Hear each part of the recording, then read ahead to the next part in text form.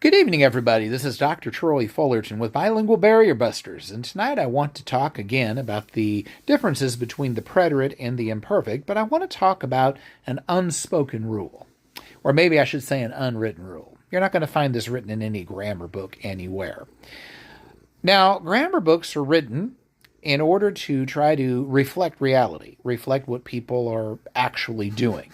So if you read about when should you use the preterite, when should you use the imperfect, what's the difference between the two, you can read all of the details and you might come away scratching your head and thinking, I don't know much more about this now than I did then. Because if you want to apply it to your own sentences, your own expressions, you may have a hard time, even after looking at all the rules, deciding which one applies here. We're going to use the preterite to talk about a completed action in the past, but we might be looking at it and just looking at some complete chapter in the past. That is, I'm looking at something in its totality, even if it extended over a long period of time. Maybe I want to say, yo fui un abogado excelente. I was an excellent lawyer. And you might be thinking, well, shouldn't that be in the imperfect tense? After all, you're saying, yeah, you weren't just at one time, were you? Well, no, if I'm looking at that period of my life as a completed chapter, then that is something that I can say happened. That ship has sailed. And so I can put that in the preterite and be totally correct in doing so.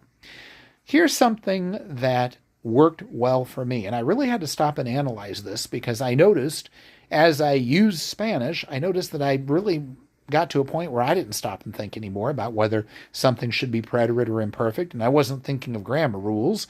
It was just kind of coming out naturally, and I really stopped and thought about it, and I realized,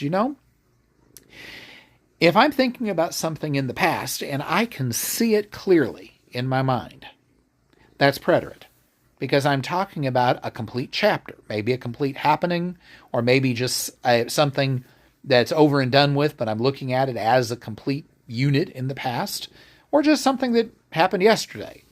But if it's fuzzy, then that's not something that happened. That's something that used to happen, something that would go on. If I can't see it clearly in my mind's eye, then I'm talking about something that was ongoing or happened with some level of regularity or some level of frequency or rarity, and that invariably is going to be in the imperfect tense.